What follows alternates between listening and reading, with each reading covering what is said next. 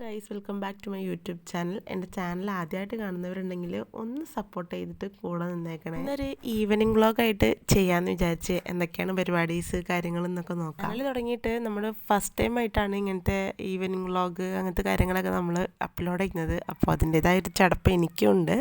എന്തെങ്കിലും മിസ്റ്റേക്കും കാര്യങ്ങളുണ്ടെങ്കിൽ നിങ്ങൾ പറഞ്ഞു തരണം. സാധാരണ രീതിയിൽ ഉച്ചക്കത്തെ ഫുഡ് കഴിക്കലൊക്കെ കഴിഞ്ഞിട്ട് പിള്ളേർ രണ്ടാളും കുറച്ച് നേരമൊക്കെ ഉറങ്ങാറുണ്ട്. അപ്പോൾ ആ ടൈമിലാണ് നമ്മൾ അടിച്ചു വാരൽ അങ്ങനത്തെ പരിപാടികളൊക്കെ ചെയ്യാറുള്ളത്. ഇന്ന് അവൻ ഉറങ്ങിയിട്ടേ ഇല്ല, എൻ്റെ കൂടെ നടക്കുകയാണ്. അടക്കി പെറുക്കി വെക്കും. ഇവൻ എൻ്റെ പിന്നാലെ നടന്നിട്ട് അതെല്ലാം വലിച്ചു വാരടലാണ് ഇവരുടെ മെയിൻ പരിപാടി. ഇപ്പോൾ ഉറങ്ങുന്നതുകൊണ്ട് വലിയ സീനില്ല. രണ്ടാളും കൂടെ ആകുമ്പോഴാണ് നമുക്കൊരു പണി എടുക്കാൻ സമ്മതിക്കത്തില്ല. അതാ എന്തെങ്കിലും പണിയെടുക്കാൻ അങ്ങോട്ട് ഇറങ്ങിയാൽ ഒക്കത്ത് കയറിയിരിക്കലാണ്. ആണെങ്കിൽ ഇവരെ നോക്കാൻ വേണം. നമ്മുടെ പണിയെടുക്കുമ്പോൾ അതിലൊരു കോൺസെൻട്രേഷൻ കിട്ടത്തുമില്ല. അപ്പോൾ ഇവർ ഉറങ്ങുമ്പോൾ നമുക്ക് സമാധാനത്തിൽ പണിയെടുക്കാൻ എവിടെയെങ്കിലും ആക്കി പോയിട്ടുണ്ടെങ്കിൽ ഒരു 5 മിനിറ്റ് ആ നിന്ന സ്ഥലത്ത് നിൽക്കത്തുള്ളൂ. പിന്നെ അവനെ തിരിയിട്ട് തിരഞ്ഞാൽ കാണില്ല. പിന്നെ നമ്മളെല്ലായിടത്തും തിരഞ്ഞെടുക്കണം.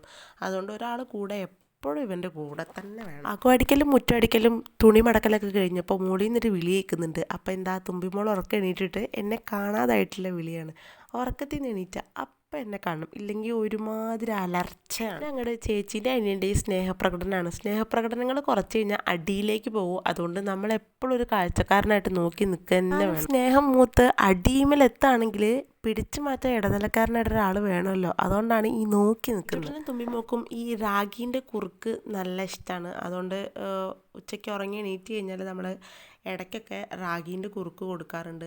ഇങ്ങനെ പാക്കറ്റിൽ കിട്ടുന്ന റാഗി വെള്ളത്തിൽ മിക്സ് ചെയ്തിട്ട് 2-3 തവണ അരിപ്പയിൽ അരിച്ച് 4-5 പ്രാവശ്യം ഞാൻ അരിക്കും. മറ്റേ ആ റാഗീൻ്റെ ഊമി പോകുന്നത് വരെ ഞാൻ അരിച്ചുകൊണ്ടിരിക്കും. 2-3 തവണ അരിച്ചാൽ മതി എന്നൊക്കെ അമ്മ പറയാറുണ്ട്. പക്ഷേ എനിക്കൊരു 5-6 പ്രാവശ്യം അരിച്ചാലേ ഒരു മനസ്സമാധാനം ഉണ്ടാവുള്ളൂ.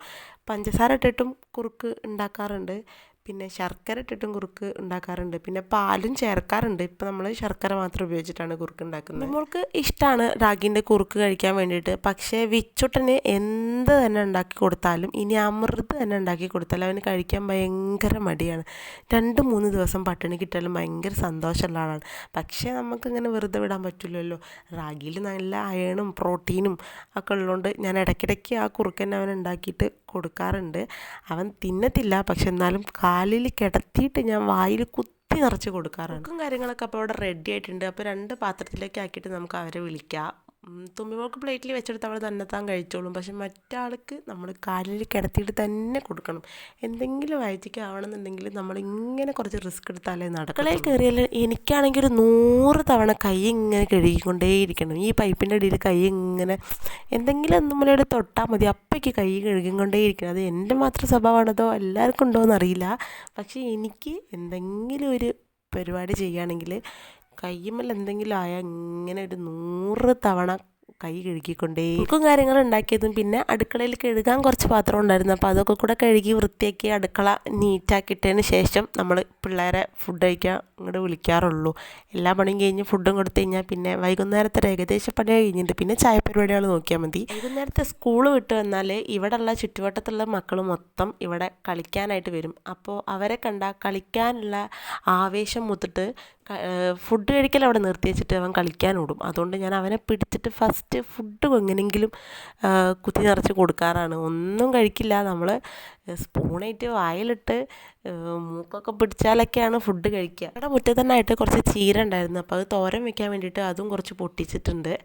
ഇനി അവർ ഒരു 6 മണി വരെ റെസ്റ്റ് ഇല്ലാത്ത കളികൾ തന്നെയാണ്. അപ്പോൾ ഇന്നത്തെ വൈകുന്നേരത്തെ പരിപാടികൾ ഇത്ര തന്നെ ഉള്ളൂ. അപ്പം ഞങ്ങളുടെ കുഞ്ഞു വീഡിയോ ഇഷ്ടപ്പെട്ടാൽ ഒന്ന് സബ്സ്ക്രൈബ് ചെയ്യുക, ലൈക്ക് ചെയ്യുക, ഷെയർ ചെയ്യുക, സപ്പോർട്ട്